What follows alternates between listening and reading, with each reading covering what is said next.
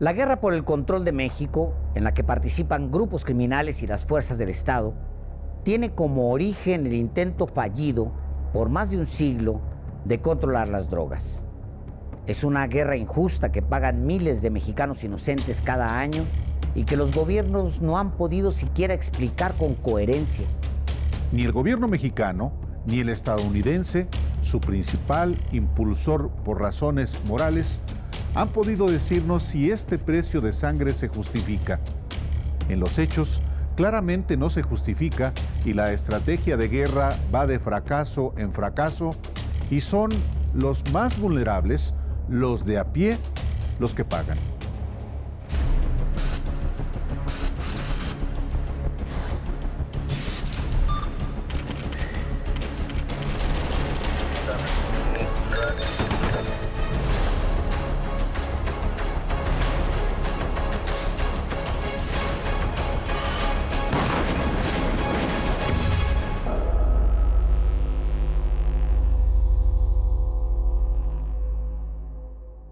México firma, por ejemplo, en 1912, la convención, lo que se trató en La Haya y que se denominó la Convención Internacional del Opio. Fue el primer tratado internacional que firmó México en el siglo XX y ahí el interés principal era el control del opio y sus derivados. La marihuana ni siquiera es mencionada, pero en México, en 1920, ya después de la Revolución, la primera ley, se establece una primera ley ya con carácter nacional, que es sobre la prohibición de la marihuana, ¿sí? Y en 1926, en el Código Sanitario, se establece que además de la marihuana se va a prohibir la dormidera. ¿Qué tenemos ahí? Tenemos con la ley Harrison en Estados Unidos en 1914 y estas leyes en México, la creación ya en términos jurídicos de un mercado prohibido, ¿sí? Transnacional, porque hay prohibición en Estados Unidos y hay prohibición en México. Esas decisiones del Estado en Estados Unidos y el Estado mexicano lo que crean es un mercado negro y crean también a los agentes fuera de la ley que se van a encargar del cultivo y de la comercialización de esas sustancias. A los consumidores se les va a tratar de viciosos. En primer lugar, quisiera aclarar que como figura jurídica, narcotráfico no existe en las leyes mexicanas. Tiene que ver con una imposición de lenguaje desde Estados Unidos desde principios del siglo XX.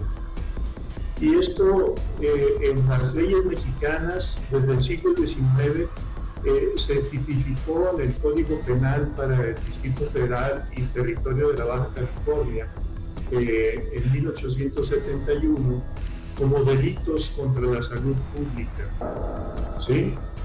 En la actualidad, si uno revisa las leyes mexicanas, se va a encontrar que la figura jurídica de narcotráfico no existe.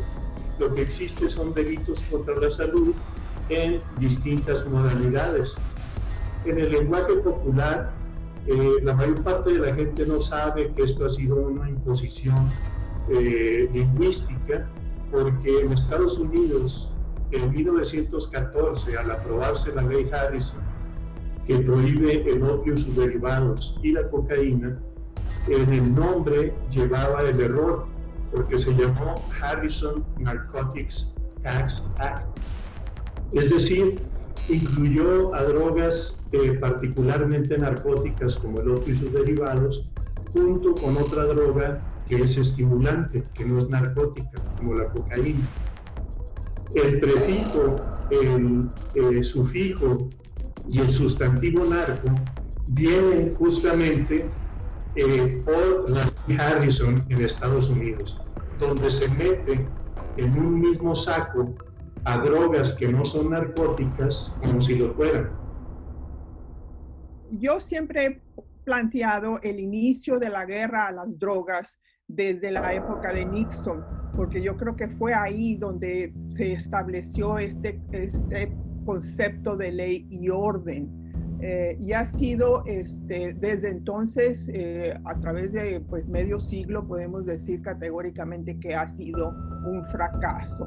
Porque la estrategia se basó fundamentalmente en reprimir el consumo y la producción, y en ese sentido se culpaba a México del ingreso del consumo, del ingreso de las drogas aquí a Estados Unidos. A partir de eso es que se empieza a introducir un elemento nuevo en esta guerra, que es la presencia de los agentes de la DEA en México.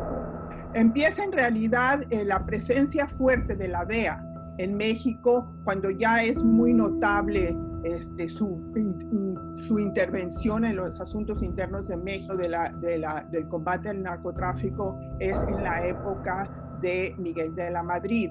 Ahí es donde se da el asesinato de Enrique Camarena, y ese fue un verdadero parteaguas. Después de la prohibición del alcohol viene inmediatamente la era de la prohibición en el tema de los narcóticos. Como sabemos, el tema de la prohibición del whisky, del alcohol, pues da como resultado pues, la creación de ciertas mafias, tanto en Estados Unidos como la expansión también de las mafias que se vienen a surtir del producto en México, ¿no? Sabemos, por ejemplo, que el cártel del Golfo nace, la idea, y la red más bien, a partir de esta era, ¿no? De esta era de prohibición, esta red de Tamaulipas pues se forma precisamente para poder abastecer a los estadounidenses de esa sustancia que no podían tener acceso, que era el alcohol. Inmediatamente después de que termina esta prohibición, y ya por eso venimos a la segunda mitad del siglo XX, estamos con la prohibición de las drogas, ¿no? También como una estrategia que tienen los Estados Unidos para controlar el hemisferio de manera geopolítica. Esta parte que se desarrolla en la segunda mitad del siglo XX no dejaba de ser una actividad hasta cierto punto aldeana, ¿no? Marihuanera, básicamente. Esto no escapaba más allá de ciertos cacicazgos regionales, de rancheros básicamente metidos al negocio del tráfico, del cultivo de droga. Y siempre todo bajo un cobijo que esto permanecerá a partir de entonces, de los sistemas de poder público, ¿no? Instituciones del Estado como el Ejército, como la Policía Judicial Federal, que toma forma realmente ya en los 70s. Las policías hasta comienzos de los 90s se mantuvieron con ejes de acción bastante bien trazados. Las policías municipales eran realmente cuerpos preventivos. Las policías judiciales, justo por sus prácticas y sus acciones enmarcadas en la impunidad, pues eran cuerpos de policía temidos, ¿no? Y la Policía Judicial Federal se encargaba básicamente de supervisar, de administrar los movimientos de la droga. Las rutas de narcotráfico, las rutas de cocaína en particular, porque la cocaína se hace muy popular, obviamente, en ciertos niveles socioeconómicos en los Estados Unidos en la segunda mitad del siglo XX. En la parte andina, la producción ya mucho más industrial, mucho más importante en Colombia, pero también toda la zona andina, ahí se produce la hoja de coca y se produce la cocaína, que se empieza a distribuir en primer lugar de las rutas del Caribe. Esa ruta es, por ejemplo, los Estados Unidos la identifican y empiezan a establecer una estrategia para detener la llegada de la cocaína por esa ruta. Entonces los narcotraficantes estadounidenses, a partir obviamente de la política antinarcóticos de Estados Unidos, pues cambian sus rutas y empiezan a contratar de acuerdo a la historia oficial, a mexicanos para que transporten estas drogas por territorio nacional. Entonces empieza a pasar la droga por territorio, por vía terrestre, en lugar de por vía marítima a través del Caribe. Entonces ahí es donde el narcotráfico en México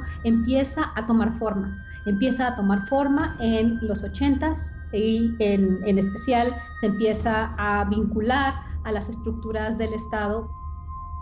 Hay una tesis por ahí que no suena descabellado, que detrás de ciertos cárteles están los intereses de Estados Unidos por tener el control del petróleo, el control del gas, y que el crimen organizado ha sido un instrumento de esos intereses para lograr el desplazamiento de grupos sociales en estados como Veracruz, como Coahuila, como Tamaulipas, y paralelamente también les importa mucho tener controladas las zonas donde hay minería, donde hay recursos naturales que le importan a Estados Unidos. Hay un programa que data del sexenio de George Bush, hijo, que da cuenta de cómo el gobierno de Estados Unidos se propuso controlar la seguridad a nivel de América del Norte, incluido Canadá, y para ellos era estratégico cuidar, por ejemplo, zonas portuarias, zonas estratégicas, como Pemex, como la CFE, entre otras, las aduanas, porque justamente en estos territorios, en estas zonas importantes, es donde están afincadas las empresas norteamericanas que operan en México. En los años 70, también por preocupaciones locales y sobre todo por presiones del gobierno de Estados Unidos, en México va a haber un gran operativo militar, el primero en toda América Latina, que se va a denominar Operación Cóndor. No es creíble que la DEA no sabía de lo que ahora sabemos de que acusan García Luna, de que acusan a Ramón Enrique Pequeño y también a este otro señor, Luis Cárdenas Palomino, ni qué decir de Iván García Arzate, que es otro que tienen acusados.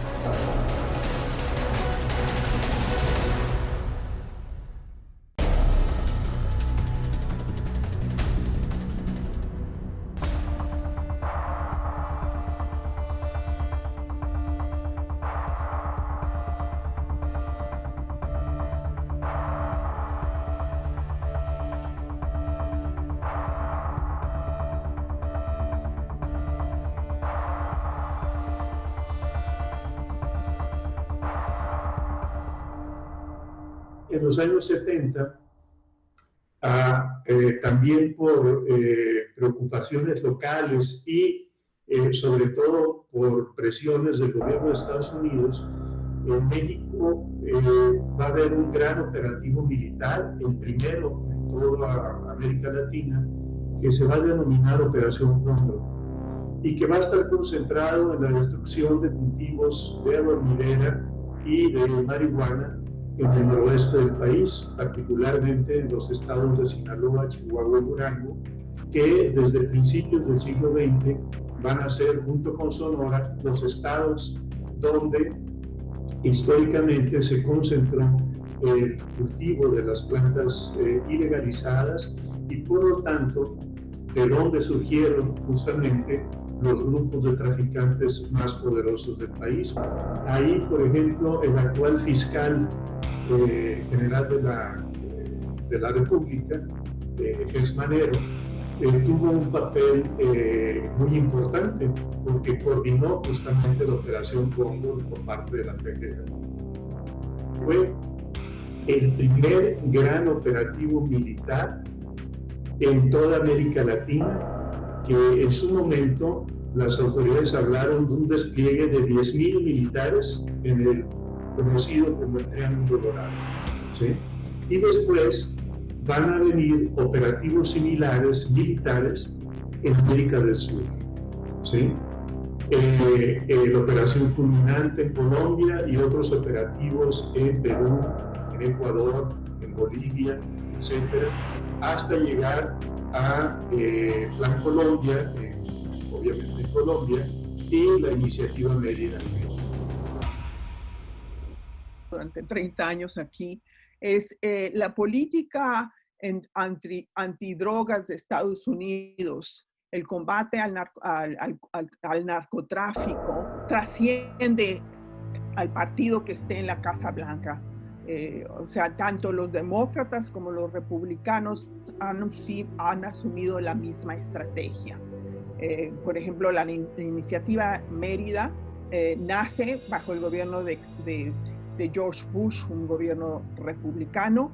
Rápido y Furioso, el trasiego vigilado, nace bajo el gobierno de Bush y trasciende al gobierno de Obama.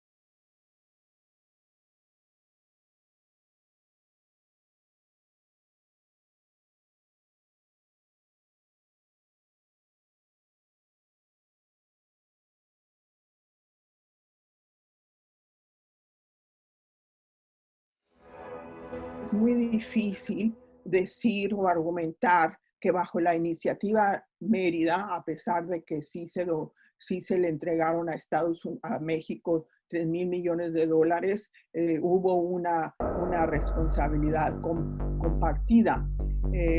Fue compartida, pero no en partes iguales. Para Estados Unidos la cooperación es un camino de un solo camino, es de un solo carril.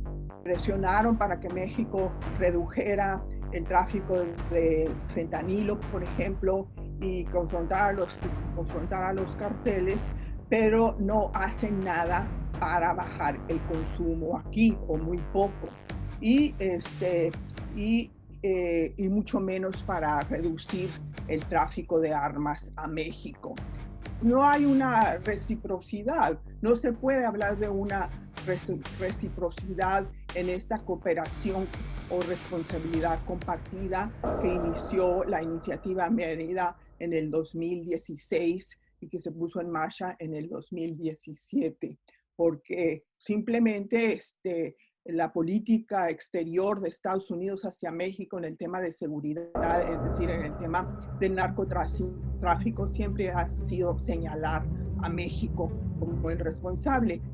La mayor parte, la vasta mayoría de todas las drogas que entran de México entran por los 300 puertos de entrada entre Estados Unidos y México. Entonces uno se pregunta cómo es posible que los agentes aduanales de Estados Unidos permitan el ingreso de estas cantidades tan enormes de drogas ilícitas. Porque eso es una pregunta que no se hace mucho, simplemente se culpa a México, pero si ingresan al mercado de Estados Unidos, pues la pregunta es ¿cómo es que ingresaron? Las grandes farmacéuticas de Estados Unidos son las que fomentan legalmente a través de dar recetas indiscriminadas de sedantes para el dolor, y cuando empezaron a reducir el acceso a los opioides, es cuando empieza esta combinación es cuando empieza la explosión del consumo del fentanilo. Estas familias son muy poderosas, la Sackler y también la de Johnson & Johnson, muchas de las farmacéuticas, son todas mejor, y esto impulsaron y popularizaron el opioide que se conoce como Oxycontin, concretamente estos Sackler. Pero eso nunca entra a la ecuación del gobierno de Estados Unidos cuando está tratando de decir que está combatiendo el consumo. que aquí de lo que se trata más que todo es de usar la guerra a las drogas, el combate a las drogas, sobre todo militarizado, para poder pues, controlar a México.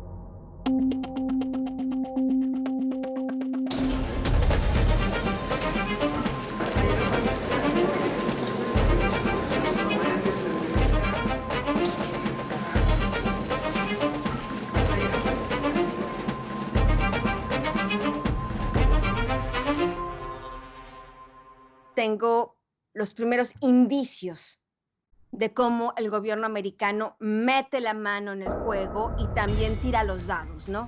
En el tablero que es México, ¿no? Y juega con los destinos, ¿no? De los carteles. En realidad, ellos iban en camino de crear un monopolio del narcotráfico en México a través del cártel de Sinaloa, junto con sus aliados, los Beltrán Leiva, Nacho Coronel, etcétera, etcétera. Ellos pensaron que controlando eso, tenían ahora un cómodo negociador, podían sentarse con el Mayo Zambada, que al fin y al cabo era viejo conocido de ellos, ¿no? Y podían sentarse a negociar precios, a negociar calidad, etcétera, etcétera. Es después que descubren que este plan era absolutamente ingenuo, fallido, cuando las cosas también le revientan al gobierno americano en la cara, por decirlo de algún tipo de forma, porque la violencia incontrolable de México pues también se transformó en una violencia que comenzó a invadir las calles de Estados Unidos. Tenemos desde el punto de vista estadounidense un número determinado de organizaciones delictivas con carácter transnacional, que son las que le interesan al gobierno estadounidense porque tienen presencia dentro del territorio estadounidense, y organizaciones delictivas que pueden ser caracterizadas como delincuencia organizada también en México, pero que no tienen ese carácter transnacional que le preocupa al gobierno de Estados Unidos. Las autoridades mexicanas no tienen un censo del número de organizaciones delictivas que existen en el país con las características que estipula la Ley Federal contra la Delincuencia Organizada. Entonces se habla de cárteles, que ese es un error también porque no existe como figura jurídica en México y no existe como figura jurídica en las leyes estadounidenses. El poder patrimonial de la delincuencia organizada mexicana, o sea, su capacidad de acumular más dinero, y el poder patrimonial de la delincuencia organizada asiática del lado canadiense, se explica claramente por las torpezas del sistema norteamericano. El sistema norteamericano prohíbe drogas, el sistema norteamericano fomenta el lavado de dinero a través de la legislación de sus propios estados, pero ojo, ambas delincuencias tienen un enorme poder patrimonial.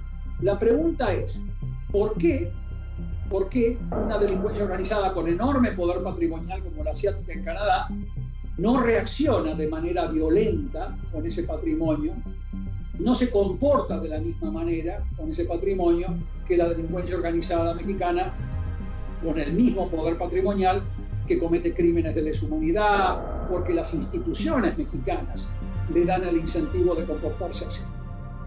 Entonces, con ese dinero sucio del narco, el gobierno financiaba estrategias contra entonces las llamadas corrientes comunistas. Todo siempre impulsado por el gobierno de Estados Unidos, que a lo largo de toda esta época es un factor fundamental para entender lo que está pasando. Pensar ingenuamente que esto que Vicente Fox hizo y que Felipe Calderón hicieron era a espaldas del gobierno americano, a mí me parece una ecuación un poco ingenua de nuestra parte. No es creíble que la DEA no sabía de lo que ahora sabemos de que acusan a García Luna, de que acusan a Ramón Enrique Pequeño y también a este otro señor Luis Cárdenas Palomino, ni qué decir de Iván García Arzate, que es otro de los que tienen acusados.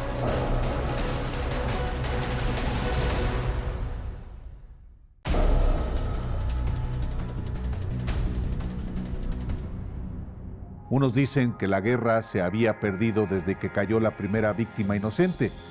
Otros insisten en que las drogas deben combatirse aunque se desangre a los pueblos, se violenten los derechos humanos y se sude injusticia. Esta última fue la esencia del discurso del expresidente Felipe Calderón, porque ya no es un tema de tiempo. Llevamos más de un siglo de prohibición y 2 décadas de guerra total, y las drogas y el dinero sucio fluyen. Décadas de prohibición que solo han traído miseria y dolor, pérdidas económicas, desaparecidos, desplazados, muertos. Restoring public security will not be easy and will not be quick. It will take time, it will take money, and unfortunately, to our deep sorrow, it will take human lives as well.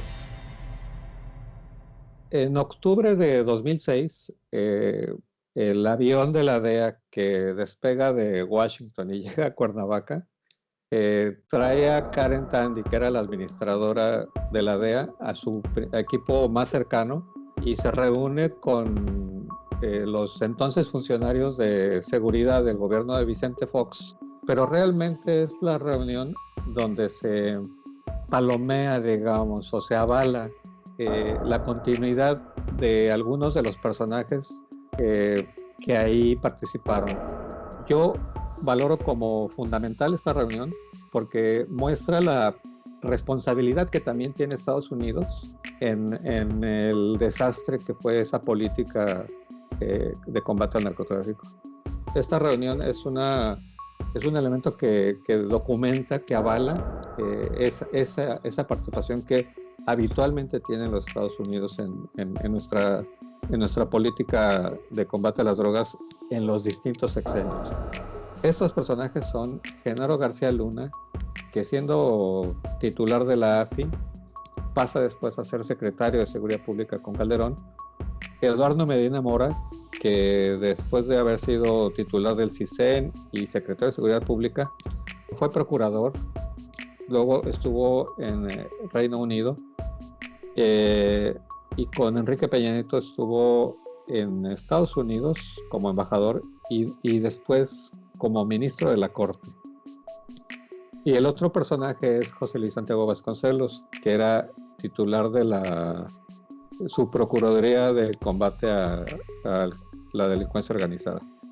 Son 3 personajes fundamentales para entender lo que pasa en México, sobre todo en la etapa de la llegada del PAN en el 2000 hasta la salida del PAN en 2012.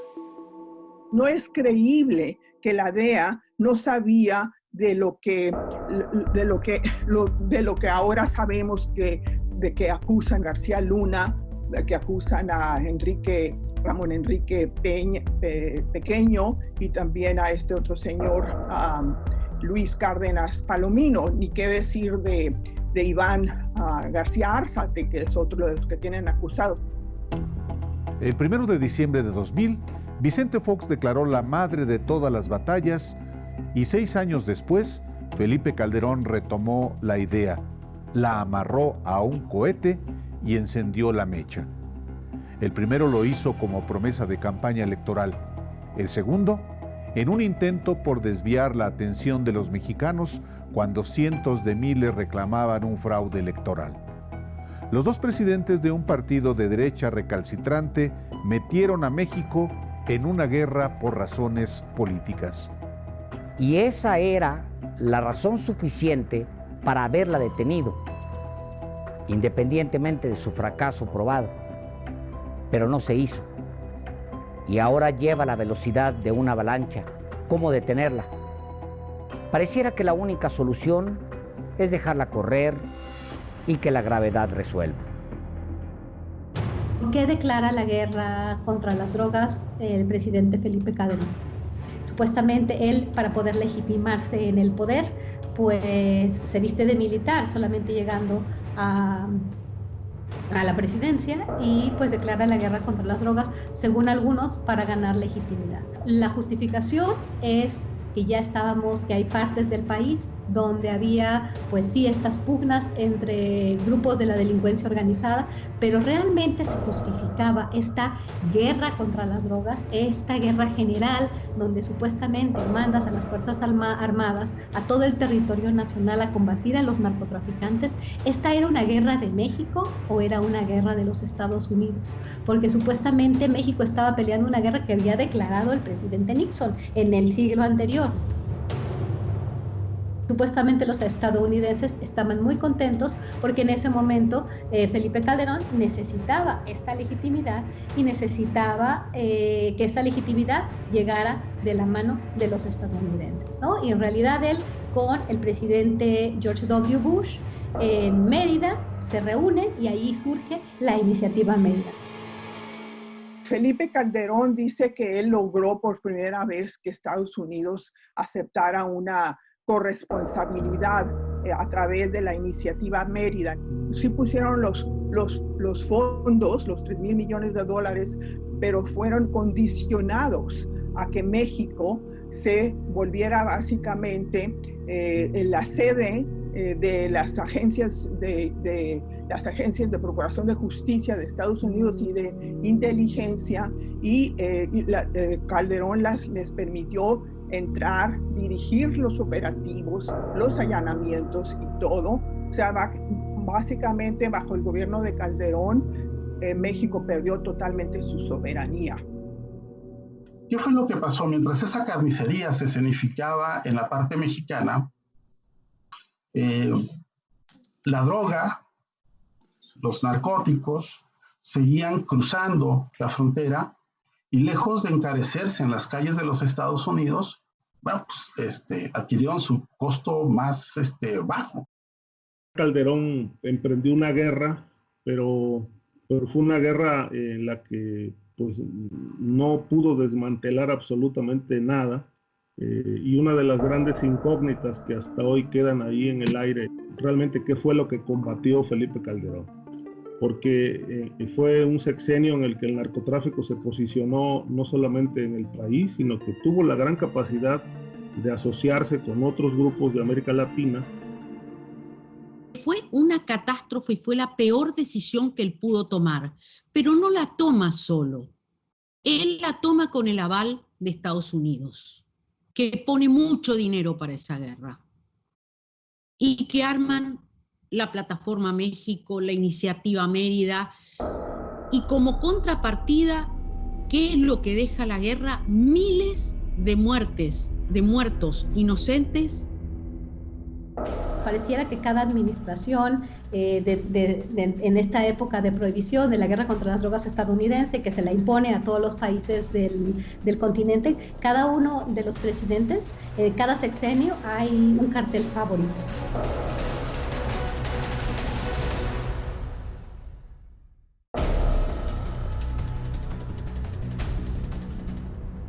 Después de los presidentes de Acción Nacional vino el del PRI y resultó aún más acomodaticio que los anteriores.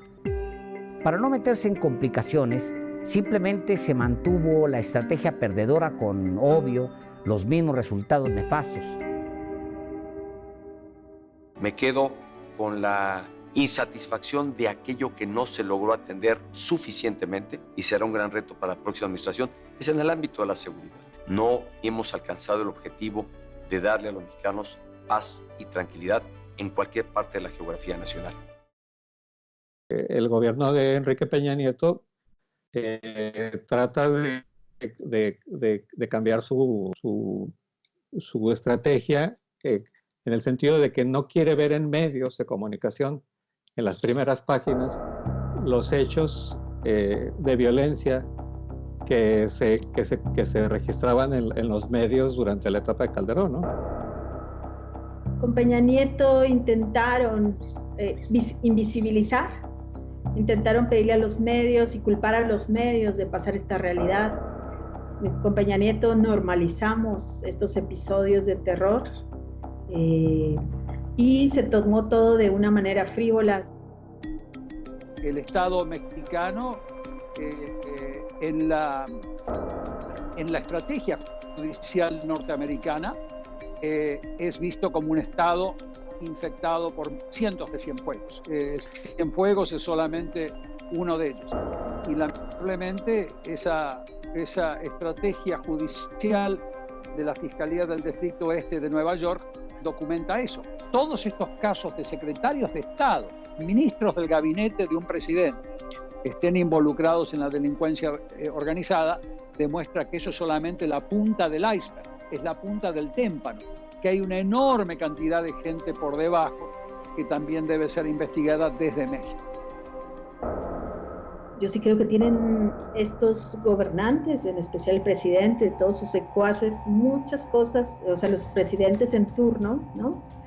Peña Nieto y Calderón, muchas cosas que explicar y no pueden decir que no sabían.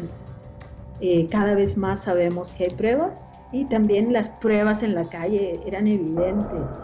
Estábamos en un charco de sangre y seguimos. Son generaciones que ya crecieron con esta idea de que el muerto tiene que ser una persona ejecutada, asesinada, que esa es la forma normal de estar en México, ¿no? De morir.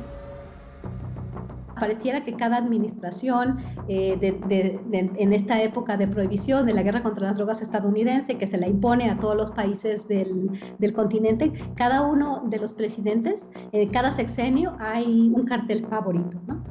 Tenemos por ejemplo, el cártel del Golfo fue un favorito del presidente Salinas de Gortari. Muy probablemente el cártel de Juárez fue uno de los cárteles que se expandió más en la época del presidente Ernesto Zedillo. Obviamente otra vez era panista el cártel de Sinaloa, ¿no? El Chapo Guzmán se logró escapar de prisión. Fox estando en la presidencia y el Chapo en la cárcel, entonces empieza una era de 2 sexenios de protección al cártel de Sinaloa. No se puede explicar de ninguna manera este crecimiento de algunos grupos sin esta protección. Ahora México experimenta una nueva estrategia con un presidente de izquierda que terminó oficialmente las matanzas por diseño, que eran el corazón de 18 años de estrategia anterior. Pero la sangre continúa alimentando los ríos. La apuesta es a largo plazo, llevar bienestar a las comunidades abandonadas que sirven de semillero para los cárteles de la droga. Pero en eso llegó la pandemia y con ella una crisis de enormes proporciones que hará difícil elevar el nivel de vida de los que menos tienen, porque ese objetivo quedará postergado para México y para el resto de las naciones del mundo. Y mientras, la guerra por México continúa. Es otra estrategia, es trabajar de día y de noche, es atender a los jóvenes que tengan posibilidad de estudiar, de trabajar. Y algo muy importante, que ya no sea la delincuencia la que gobierne en México. Nunca más García Lunas en el gobierno. Andrés Manuel López Obrador recibe un país muy convulsionado en temas de seguridad, completamente regiones completas afectadas por el tema de la violencia, por la presencia de grupos del crimen organizado. Suelen ser grupos que tienen un inmenso poder de fuego, que tienen un inmenso poder económico. Obviamente, el presidente ha planteado que una de las formas diferentes de enfrentar este problema es no ejerciendo la fuerza. Y esto sin duda ha traído como consecuencia el recrudecimiento de la violencia, la disputa de cárteles por el control territorial, que es muy claro en gran parte del país. No quiere decir que el tema de la descomposición no han conseguido detenerlo. Es decir, que tiene que ver con las bandas, porque pues en estos años las bandas se han ampliado, sobre todo surgió aparentemente desaparecen los Zetas, pero aparecen los de Jalisco, que es un grupo muy, muy fuerte, y adicionado con lo que es la gente del Huachicol, que realmente es un elemento que es, digamos, unos elementos de generador de violencia, pues muy fuertes, muy descarnados y muy crueles, y pues yo creo que ellos tienen tomado el centro del país. Justamente el Estado mexicano sigue siendo fuerte, tiene muchas posibilidades para actuar, para implementar buenas políticas públicas, pero también es una pregunta global, ¿no? Entonces, todos a nivel internacional tenemos que juntarnos, tenemos que definir políticas a nivel regional. La situación en México que se vive ahora es la consecuencia de décadas de corrupción, de colusión al más alto nivel, me refiero al nivel presidencial, en los últimos al menos 5 o 6 décadas. Lo que estamos viviendo ahora es justamente la herencia de todas estas componendas, de todos estos arreglos entre el poder y el narcotráfico, donde el gobierno de Estados Unidos tampoco le interesa combatir al narco, le interesa administrarlo. Nos convertimos en este campo de batalla entre los carteles de la droga, donde desde el gobierno de Vicente Fox, Felipe Calderón, Enrique Peña Nieto, el gobierno fue parte de esta guerra entre los carteles, apoyando a un cártel principalmente